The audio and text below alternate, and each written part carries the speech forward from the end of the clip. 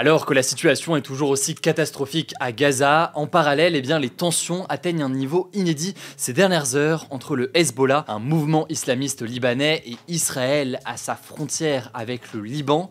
L'ONU évoque une catastrophe imminente. Aujourd'hui, c'est plus de 274 personnes qui ont été tuées au Liban dans des frappes israéliennes, dont 21 enfants. Mais alors, que s'est-il passé? Y a-t-il un risque de guerre totale dans la région? Et comment analyser tout cela? Salut, c'est Hugo, j'espère que vous allez bien. C'est donc le sujet à la une des actualités du jour. Un sujet très peu réjouissant, c'est le moins qu'on puisse dire. Mais ça me paraît évidemment important de faire un point sur ce que l'on sait sur ces dernières heures. Alors avant de rentrer dans le vif du sujet, remettons rapidement les choses dans leur contexte. Dès le lendemain de l'attaque en Israël le 7 octobre par le Hamas, le Hezbollah, un allié du Hamas, a revendiqué plusieurs tirs contre Israël qui a alors riposté. Alors le Hezbollah, on le représente aujourd'hui pour ceux qui n'ont pas forcément suivi les vidéos ces derniers jours. C'est donc à la fois un parti politique islamiste libanais qui est très influent d'ailleurs au Liban, mais c'est aussi une organisation armée qui est classée comme organisation terroriste par de très nombreux pays, dont les pays de l'Union européenne, suite à une succession d'attentats perpétrés dans le monde. Et comme le Hamas à Gaza, le Hezbollah est aujourd'hui soutenu et financé par l'Iran. Et donc, en parallèle de la situation catastrophique à Gaza, qu'on a évoqué très régulièrement sur ce format et qu'on va continuer à suivre très attentivement, les tensions ces derniers jours, elles sont grandissantes entre le Hezbollah et l'armée israélienne à la frontière donc entre le Liban et Israël. En tout, depuis octobre 2023, ces attaques, elles ont tué plus de 500 personnes au Liban, majoritairement des combattants du Hezbollah.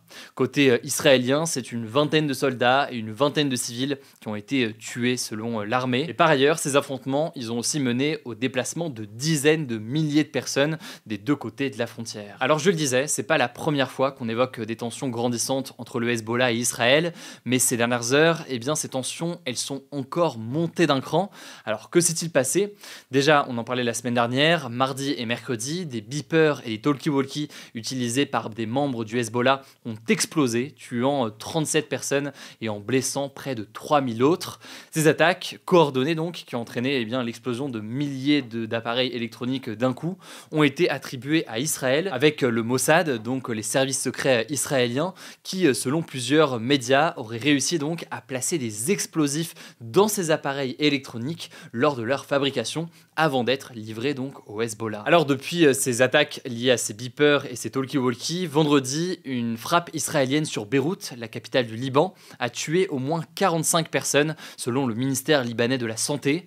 Selon une source proche du Hezbollah, la frappe elle visait le sous-sol d'un immeuble où se déroulait une réunion du Hezbollah, dont 16 membres ont été tués. Parmi eux, on retrouve Ibrahim Akil, le chef d'une unité d'élite du Hezbollah qui était activement recherché par les États-Unis. Alors dans la nuit de samedi à dimanche, le Hezbollah a tiré près de 150 roquettes sur des zones habitées dans le nord d'Israël, provoquant des incendies.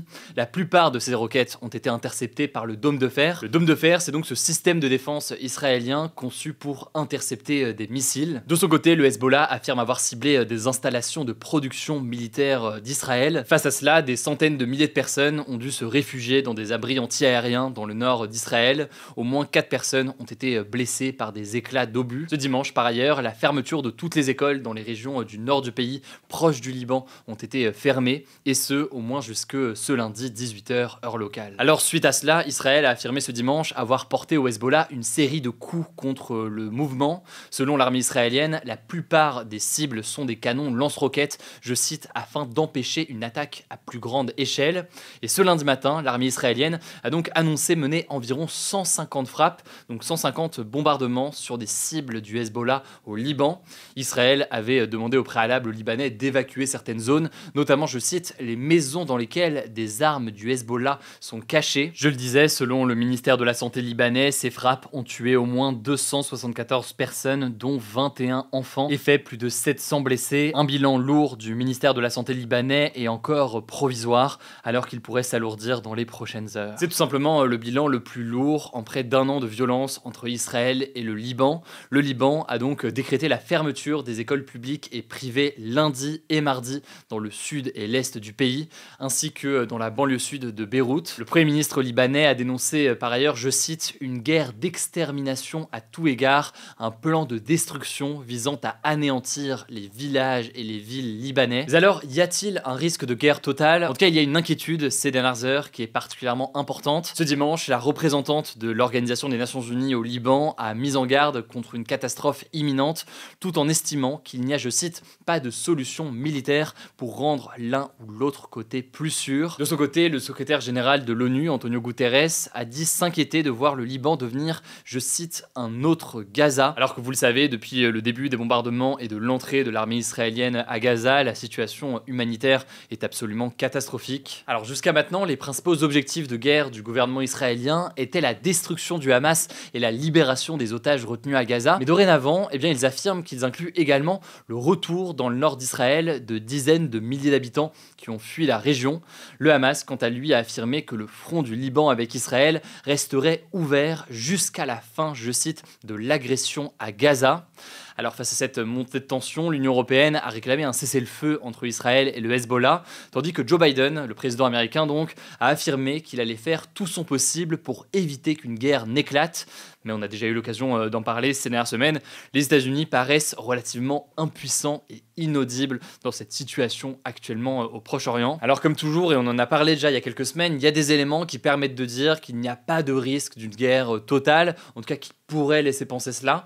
Par exemple, le fait que l'armée israélienne n'aurait pas forcément intérêt à ouvrir un nouveau front en plus de ce qui se déroule actuellement à Gaza. Surtout qu'en face, le Hezbollah en l'occurrence, c'est une organisation qui est beaucoup soutenue par l'Iran, qui dispose d'énormément de moyens. Par ailleurs, de la même façon, du côté du Hezbollah, le Hezbollah n'a pas forcément intérêt à entrer en guerre ouverte avec l'armée israélienne, surtout lorsque l'on sait que le Liban est plongé actuellement dans une crise extrêmement importante d'un point de vue économique. Et donc un conflit ouvert avec Israël pourrait rendre d'autant plus délicate la situation dans le pays. Maintenant, vous l'aurez compris, il y a une escalade très importante ces derniers jours et ces dernières heures. Impossible de dire du coup à quoi vont ressembler les prochains jours, mais ça me semblait important de faire un point aujourd'hui. Je vous mets des liens en description, je vous laisse avec Léa pour les actualités en bref et je reviens juste après pour la question du jour. Merci Hugo et bonjour à tous. On commence avec cette actu. Le Premier ministre Michel Barnier a révélé ce samedi la composition de son gouvernement. Alors je vais pas revenir dans le détail sur tous les ministères, mais on peut noter par exemple que le président du groupe Les Républicains au Sénat, Bruno Retailleau, a été nommé ministre de l'Intérieur, ou encore que la députée Ensemble, donc du camp d'Emmanuel Macron, Anne Genetet, est la nouvelle ministre de l'Éducation nationale. Parmi les anciens ministres du gouvernement Attal, on retrouve Rachida Dati, qui reste ministre de la Culture, ou encore Sébastien Lecornu, qui garde son poste de ministre des Armées. Si vous voulez connaître le nom de tous les ministres, on a fait un post dédié sur Instagram. Et donc ce dimanche, Michel Barnier a fait quelques annonces sur France 2. Il a notamment dit qu'il comptait demander, je cite, aux plus riches de prendre part à l'effort de solidarité. Il a par exemple parlé de prélèvements ciblés sur les personnes fortunées ou certaines grosses entreprises. Concernant l'immigration, Michel Barnier a affirmé que le gouvernement fera, je cite, des choses pratiques pour maîtriser et limiter une immigration qui devient souvent insupportable. Il a également promis de prendre le temps d'améliorer la réforme des retraites et a déclaré que les grandes lois de progrès social ou sociétal concernant les droits LGBT et le droit à l'avortement par exemple seront, je cite, intégralement préservés. Enfin, Michel Barnier a promis de faire de la santé mentale la grande cause nationale de l'année 2025. Deuxième actu, Éric Ciotti a annoncé ce dimanche son départ du parti de droite Les Républicains dans un entretien au Figaro. Il était à la tête du parti depuis un peu moins de 2 ans. Le député s'était allié au Rassemblement national lors des législatives, ce qui avait acté une rupture avec son parti. Les Républicains avaient essayé à plusieurs reprises de l'exclure du parti, mais il avait été maintenu à ses fonctions par la justice. Cette annonce intervient alors qu'il a qualifié ce samedi le nouveau gouvernement, je cite, de macroniste avec quelques LR comme caution et alibi. Après son départ, il a appelé tous ceux qui n'ont pas rejoint le gouvernement à rejoindre son mouvement, l'Union des droites pour la République. Troisième actu, plus de 200 hommes ont signé une feuille de route pour lutter contre la domination masculine qui a été publiée ce samedi par le journal Libération. Cette tribune, elle a été rédigée en réaction au procès des viols de Mazan, dont le principal accusé est Dominique Pellicot. Il est jugé pour avoir drogué sa femme, Gisèle Pellicot, pendant une dizaine d'années et l'avoir faite violer à leur domicile alors qu'elle était inconsciente par des inconnus recrutés sur Internet. Dans cette tribune, on peut lire, je cite, que la violence masculine n'est pas une affaire de monstres monstre, c'est une affaire d'homme de Monsieur Tout-le-Monde. 10 recommandations y sont données, parmi lesquelles le fait d'arrêter de considérer que le corps des femmes est un corps à disposition. Alors parmi les signataires de cette feuille de route, on retrouve l'écrivain Gaël Faye, l'humoriste Guillaume Meurice, le chanteur Eddie de Pretto ou encore l'acteur et réalisateur Gilles Lelouch. 4e actu, 2 anciennes responsables d'une crèche du groupe privé People & Baby sont jugées pour des violences présumées sur plusieurs enfants depuis ce lundi à Lille. Il s'agit de l'ex-directrice et d'une ancienne infirmière de la crèche de Villeneuve-d'Ascq dans le Nord. Elles sont accusées d'avoir maltraité au total 9 enfants sur une période allant de 2019 à 2021. Ce scandale fait suite aux révélations du journaliste Victor Castanet dans son livre enquête Les Ogres, qui dénonce des défaillances dans le groupe de crèche People & Baby. Si vous voulez en savoir plus, je vous invite à regarder notre interview de Victor Castanet qui est disponible sur notre chaîne Grand Format, le lien est en description. 5e actu, l'ex-président américain Donald Trump, qui est candidat républicain à la présidentielle du 5 novembre, a annoncé ce dimanche lors d'une interview qu'en cas de défaite face à son adversaire démocrate Kamala Harris,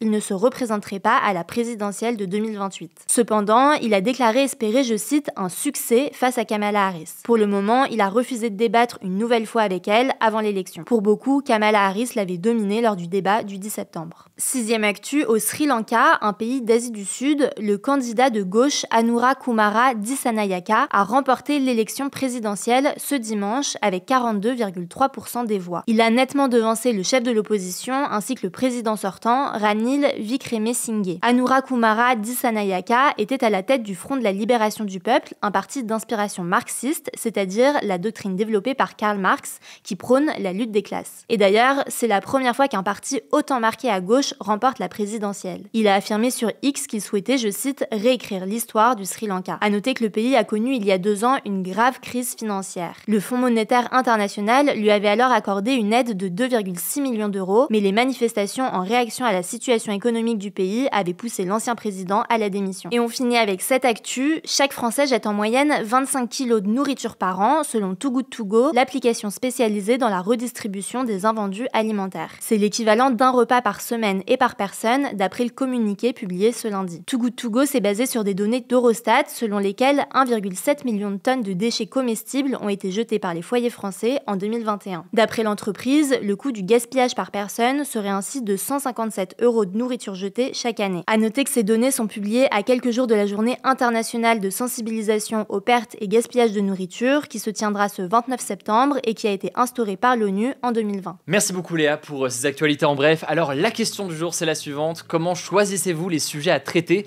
Comment est-ce que vous faites le tri? Est-ce que vous vous concertez tous ensemble? Alors oui effectivement c'est un choix qu'on fait avec toute l'équipe qui travaille sur ce format au quotidien forcément, de voir le sujet qui nous paraît le plus pertinent. Et comment est-ce qu'on choisit les sujets? Alors je pourrais en parler pendant des heures parce que forcément au fil des années il y a eu pas mal de choses qu'on a affinées. Mais en gros il y a 3 critères importants. Alors il y a rarement des sujets qui cochent les 3 critères, mais les 3 critères qu'on va regarder c'est est-ce que le sujet on considère qu'il est important, est-ce que le sujet on considère qu'il est concernant et est-ce qu'il est intéressant. Alors ça paraît très flou dit comme ça mais je vais vous donner des exemples précis. Le sujet du jour par exemple sur la situation entre le Hezbollah et Israël, ça peut paraître pour certains d'entre vous en tout cas assez lointain parce que ça se déroule pas en France etc. Donc c'est pas forcément le sujet le plus concernant si on peut dire ça comme ça, en tout cas pas forcément pour tout le monde au premier abord. Et pourtant on considère que c'est un sujet qui est extrêmement important parce que ça peut avoir un impact dans la région d'ailleurs et même au-delà. Et puis il y a au-delà de ça des situations humanitaires par exemple à Gaza qui sont extrêmement importantes on considère à surveiller. En même temps c'est aussi un sujet qu'on juge intéressant parce qu'il y a plein de choses à analyser et à expliquer. C'est souvent d'ailleurs des sujets qui sont assez complexes. Donc même si c'est pas un sujet qui peut être concernant pour tout le monde, on considère que c'est important d'en parler. A l'inverse il y a des sujets parfois qu'on juge pas forcément ultra importants mais qui sont intéressants et qui sont concernants. Un exemple récemment c'est quand on a mis à la une des actus du jour le sujet sur les plaintes contre les éditeurs de jeux vidéo. En soi c'est pas le sujet le plus important qui se passe en ce moment dans le monde, mais on considère que c'est concernant pour tous ceux en tout cas qui jouent aux jeux vidéo et intéressant parce qu'il y a vraiment plein de choses à essayer d'analyser et à voir, et donc c'est un sujet qu'on va mettre à la une. Alors évidemment c'est des arbitrages qui sont pas faciles, d'ailleurs on essaie de faire le meilleur choix chaque jour mais c'est pas toujours évident, on prend aussi vos retours pour voir aussi qu'est-ce qui vous semble essentiel. Et voilà dans les très grandes lignes, sachant que je pourrais en parler pendant des heures parce que c'est forcément bien un travail et quelque chose qu'on affine au quotidien. En tout cas je me voulais poser une question du jour, n'hésitez pas que ce soit sur YouTube ou aussi en podcast. Alors on peut pas prendre les questions partout mais c'est surtout sur Spotify, vous avez un outil pour poser directement une question et ça me permet de vous dire pour ceux qui ne le savent pas que si vous voulez suivre ce format des actus du jour directement en version audio, c'est très facile, c'est sur toutes les applis de podcast ou Spotify ou Deezer, vous tapez Hugo Décrypte, vous vous abonnez et comme ça vous permet donc de recevoir ça régulièrement. Écoutez, je crois que j'ai tout dit. Pour découvrir la vidéo avec Victor Castanet, eh bien rendez-vous sur la chaîne des grands formats, je vous mets le lien en description. Prenez soin de vous, prenez soin de vos proches, et puis on se dit à demain pour une nouvelle vidéo.